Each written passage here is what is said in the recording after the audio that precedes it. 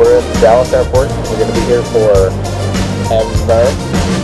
Until like 7. It's 9:50 right now. We'll be here for 9 hours. Until 7. We got the whole train to ourselves. And we get to look at all of the hustle and the bustle of the American Airlines for 9 hours. Woo! What do you think of that? There they go. Yeah. That's right. You fucking boom. That's exactly right. Well, that's not his name, but.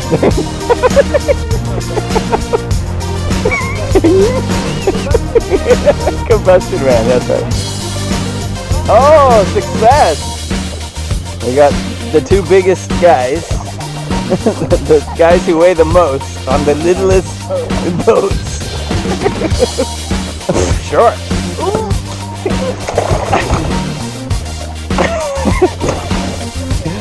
Apparently, more than 140 pounds for stability.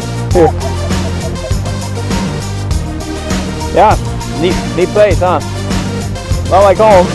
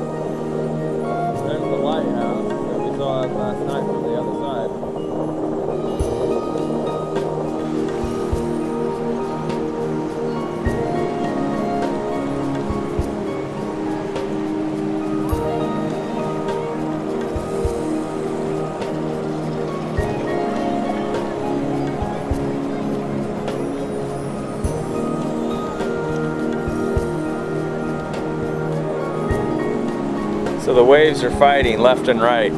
Oh nice, Daphne's climbing up on the rocks.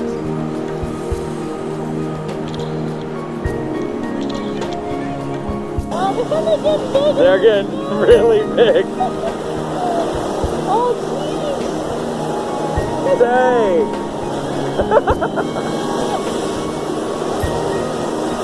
Holy cow, that's like 10 footers.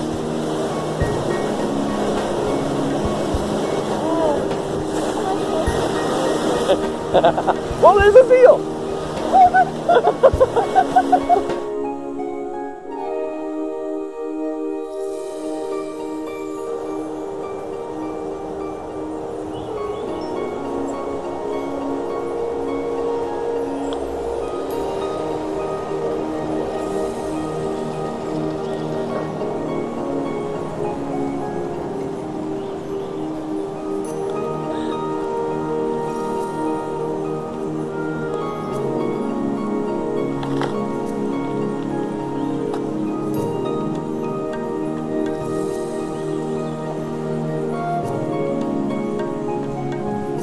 Sun's making steam come off the log. I don't know if the camera's picking it up.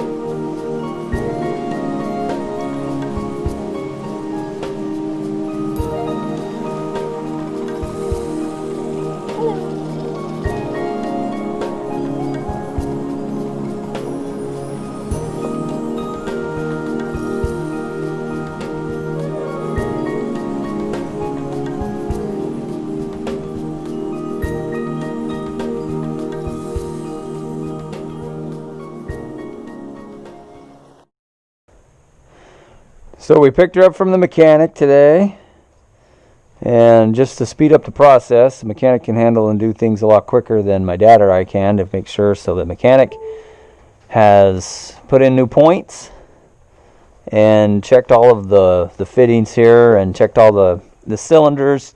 Two of the cylinders had some pretty good carbon buildup, but nothing to be too worried about.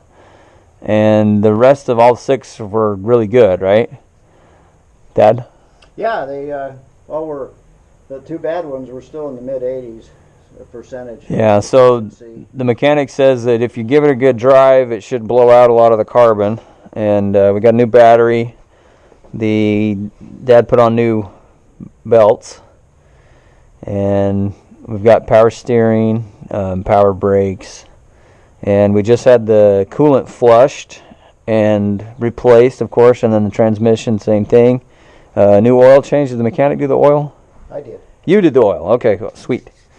So, but we've got we're missing some fittings here, and these are going to be showing up probably tomorrow. Or maybe next day at the latest. Yeah, next day at the latest. But to kind of help weatherproof that, you can we can see the tiger paw. You have the white lettering on the inside. That is terrible. I love white lettering. No, we're not going to pay money to do it. But so I just got so excited, and we just got into it. I took my daughter for a ride, and then I came back and was like, okay, well, I better start documenting a little bit. When I was in high school, the trunk looked like this with no rust whatsoever, so still solid, and it's just superficial rust. It's nothing terrible.